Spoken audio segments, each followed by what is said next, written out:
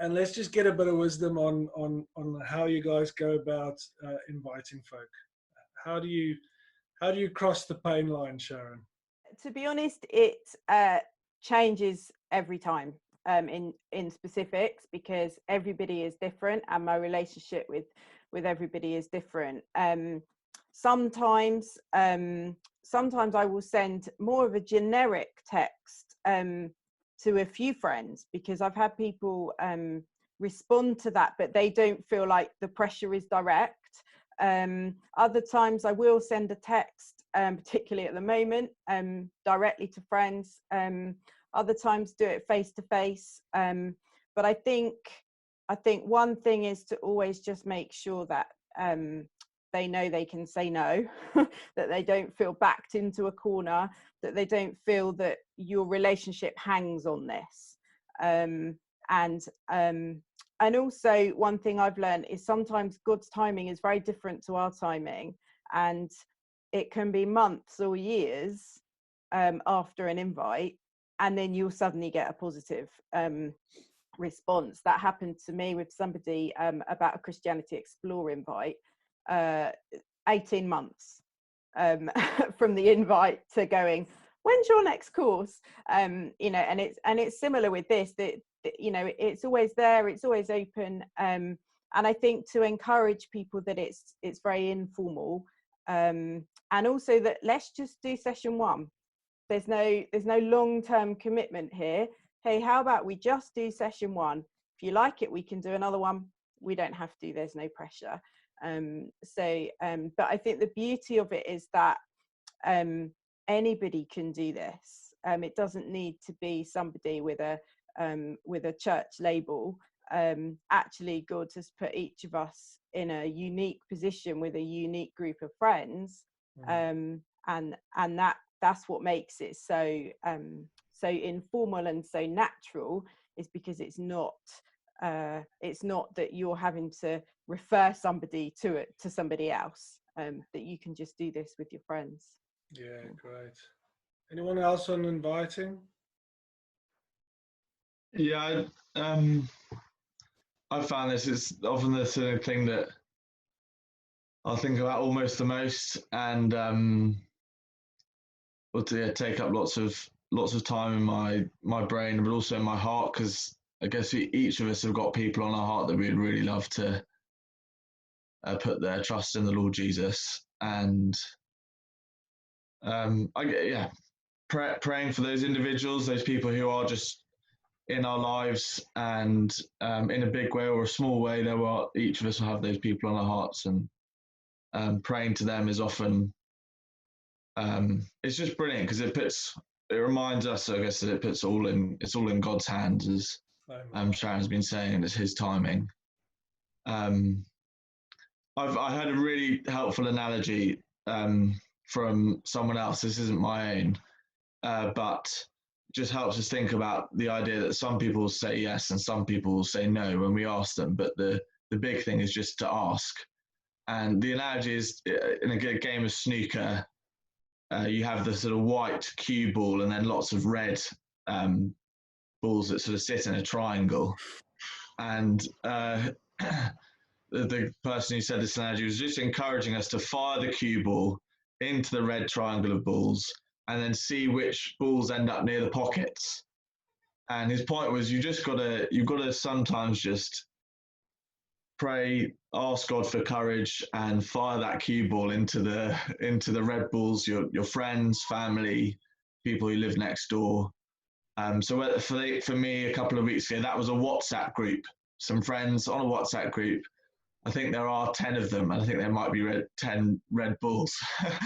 And you just got to shoot it in. And there was one friend who replied, one friend who ended up near one of the pockets and said, "Yeah, okay, I'd quite like to do that." So I think it's praying not just for our friends that they would turn to the Lord Jesus, but praying also for ourselves that we have courage. I think that's what I found really helpful to think about and do.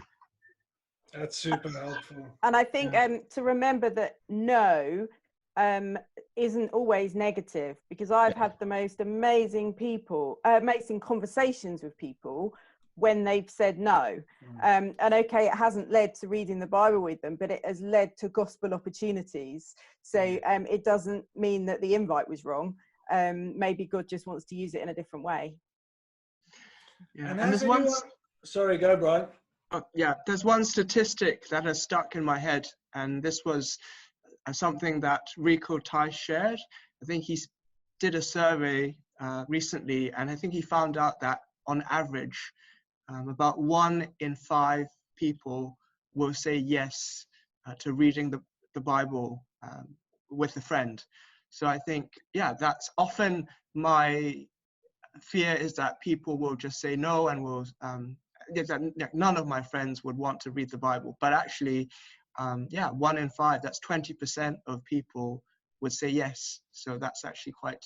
And on the nose, so no one likes people saying no to an idea that they've suggested. So it does sting a little, doesn't it? But have you ever had people being tremendously offended, or sort of, ending the relationship with you because you've offered to share the Bible?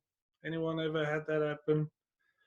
Because I must have had 30 or 40 no's in my over the last 6 or 7 years, and yeah, no one's shut the door on the relationship. I think sometimes we're so fearful to say, oh, they're never going to want to talk to me again, and it's just not how it is. If my friends invite me to the gym, I'll just say, no, why would I want to go to the gym? And that's the end of the conversation. They're still my friend. I think also, like the Fras, I just think it gets easier. Like the more you ask, you just feel it's like less of a barrier each time, because you're just thinking, yeah, of course, why would I not want to encourage my friend to meet up with me and read the Bible with me? It's what everyone needs to know. They need to know Jesus and come to know him. So tell us a bit more about that, Katie. So if someone's sort of listening in and they sort of they're excited about what we're saying, they maybe want to give it a go, like what would you say to them about how they can make a start? Yeah, I think obviously you have to have some sort of relationship probably before you ask them. At least know that they're interested in some way, or even just having a good relationship with someone. I think you need to have that as a bit of a foundation. You don't need to know everything about them, but just have had a few conversations, and then because otherwise I think, like somebody was saying, they just might seem to be like a project, and kind of like we're like a cult or something. You're like, I just want to make more converts, and actually people need to know that you're interested in them and that you love them,